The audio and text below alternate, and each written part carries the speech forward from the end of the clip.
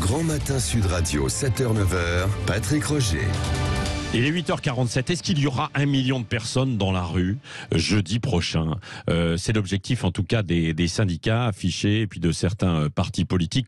On pourra en parler dans un instant et évidemment on va en reparler d'ici jeudi aussi avec beaucoup de questions qui se posent autour de cette réforme des retraites et une colère qui est aussi beaucoup plus générale. Avant cela, Éric Revel, Arlette Chabot et puis vous au 0826 300 300, il y a ce chiffre record de Frontex sur les entrées illégales dans l'Union européenne qui a été publié vendredi et un chiffre record depuis des années, depuis 2016, 2015-2016, qui était l'année où il y avait évidemment eu beaucoup d'entrées puisque il y avait les Syriens qui fuyaient la guerre. On se souvient des files assez incroyables qui arrivaient par l'Europe de l'Est notamment. Éric Revel, est-ce que c'est inquiétant ou pas, ou est-ce que pour une fois, finalement, Frontex nous donne de véritables chiffres? Je ne sais pas si les chiffres sont véritables. Certains les trouveront sous-estimés, mais je vous le rappelle, le chiffre quand même du rapport 2022 de l'agence européenne qui est censée contrôler les frontières extérieures de l'Europe, c'est-à-dire l'espace Schengen,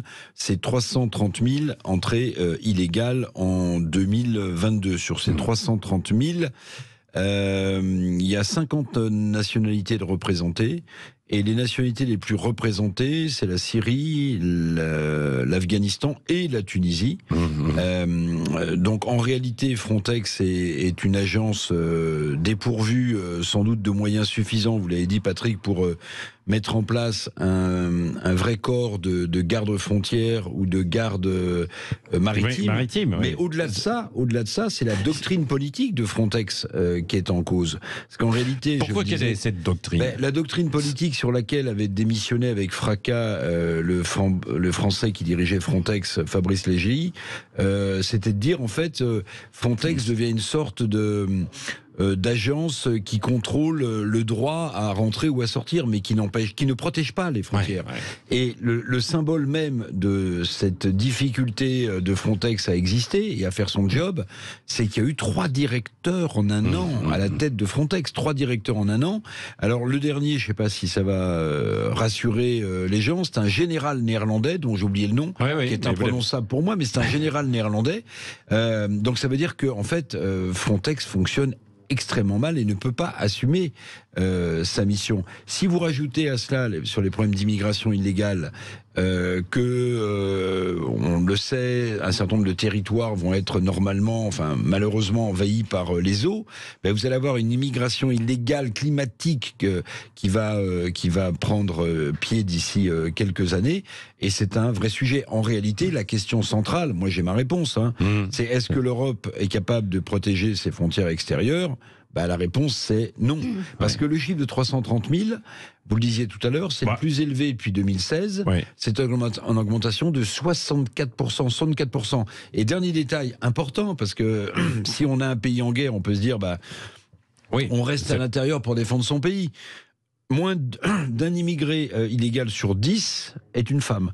Ça veut dire que plus de 9 immigrés illégaux sont des hommes qui rentrent en Europe. Majoritairement, à 47%, ce sont des Afghans, Syriens et Tunisiens. Tunisiens avec le pays qui a été complètement déstabilisé et qui subit une véritable crise économique. Et face à cela, Arlette Chabot, les politiques sont un peu impuissants depuis des années, même s'ils ont mis en place ce fameux Frontex, Face à la masse, c'est vrai qu'il y a un moment où on se dit c'est mission impossible pour Frontex.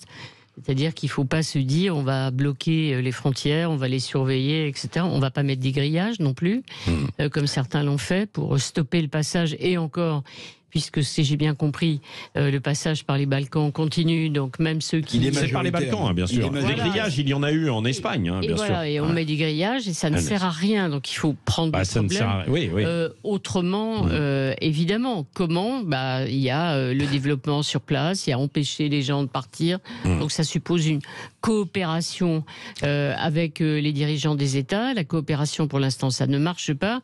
Et quand vous parlez évidemment de Syrie et d'Afghanistan, vous ne voyez pas en train de discuter avec Bachar al-Assad ou Erdogan, qui fait aussi planer la menace de relâcher, guillemets, il a vers 4 millions, il y a 4 millions de migrants aussi, évidemment, qui sont en Turquie. Qui sont en Turquie, donc vous imaginez, donc on ménage Erdogan. Parce que et l'Europe le paye à coups de milliards pour qu'il les maintienne. Ah oui, parce que s'il les laisse passer, alors là, on imagine, là, c'est la submersion. Olivier de Beaucaire, Olivier de Beaucaire dans le Gard est avec nous au 0826 300 300. Bonjour, mon cher Olivier. Oui, bonjour. Oui, mais j'écoute bien et le problème ne sera jamais résolu.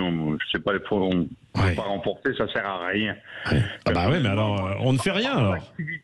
Mais par mon activité sur les travaux publics, j'étais responsable, j'étais chef d'entreprise. On reçoit par exemple des gens qui viennent de Guinée. De Guinée-Bissau. Alors, ils n'ont pas le droit de venir travailler en France. Mais ils passent par le Portugal, ils achètent des papiers. Moi, je dis bien, ils achètent des papiers, 2000 € de carte d'identité portugaise, et ils travaillent en France.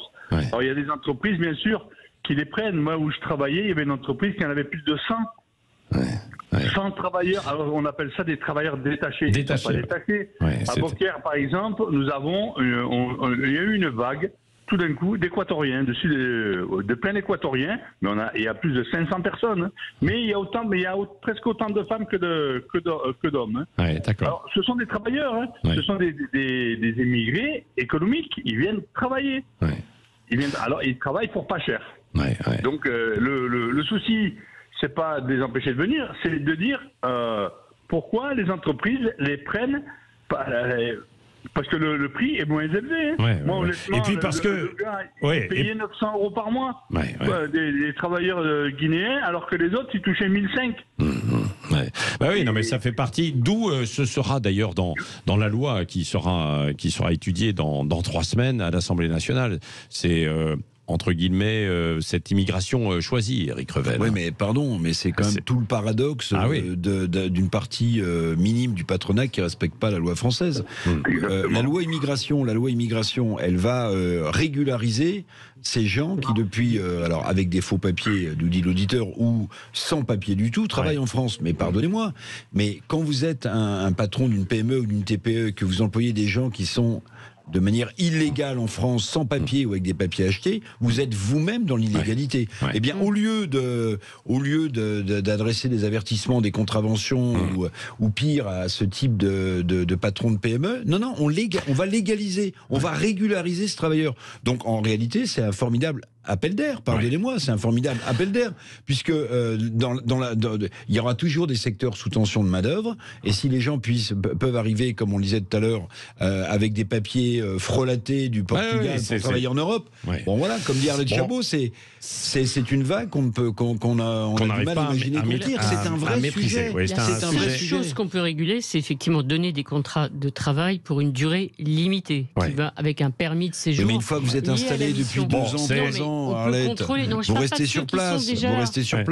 vous fondez une famille. Eric, si on donne des papiers pour 1 an, il peut y avoir quand même là un contrôle et dire au bout d'1 an, on s'en va. Si on prend la Tunisie, il y a eu des contrats qui ont été passés avec des Tunisiens pour les saisons touristiques par des Français, hôteliers, restaurateurs. Il y a eu une discussion, on a donné un contrat de travail et ensuite ils rentrent. Voilà, la Tunisie c'est à côté, le tourisme est par terre, il n'y a pas de quoi qu'il en coûte en Tunisie. Donc les gens sont des difficultés extrêmes. Donc ils viennent, ce qu'on peut comprendre, autant organiser par exemple leur séjour. Merci Arlette Chabot, Éric Revel. On continuera les débats dans un instant chez Valérie Expert, notamment autour de la contestation qui s'organise contre la réforme des retraites avec la manifestation jeudi. Un rendez-vous, tiens, ce midi avec notre André Berkoff national. André qui est avec nous. Bonjour Patrick. Bonjour. Parce que vous recevez le petit-fils du général de Gaulle. Oui, Pierre de Gaulle qui est stratège et entrepreneur et conseiller d'entreprise et qui a pris des positions très fortes sur le conflit Russie-Ukraine, sur le rôle de la France et sur l'Europe. Et c'était très intéressant et vous allez l'écouter, il dit des choses. Alors on peut être contre, il ne nie pas du tout que c'est la Russie qui a commencé, enfin qui a eu l'agression, mais il dit attention, arrêtez de ce blanc et noir, arrêtez ce manichéisme complètement, pour lui, en tout cas complètement faux. Et il dit écoutez, où est la place de la France de ce point de vue-là? Et pour lui, on est en train de partir dans le mur très fortement, et il l'explique. Bon, ce sera avec vous tout à l'heure, mon cher André, qu'on retrouve à 12h30, et l'interview à partir de 13h. Tout à l'heure, André Berkoff sur Sud Radio, bien sûr. Dans un instant, c'est Valérie Expert, et puis tout à l'heure aussi Jean-Jacques Bourdin à 10h30, qui a le ministre en charge des retraites. Toutes les questions à lui poser tout à l'heure à midi. Est-ce que le gouvernement va maintenir ou pas le cap? On verra ça. Il est 8h57. Bonne journée à vous. Attention, ça décoiffe.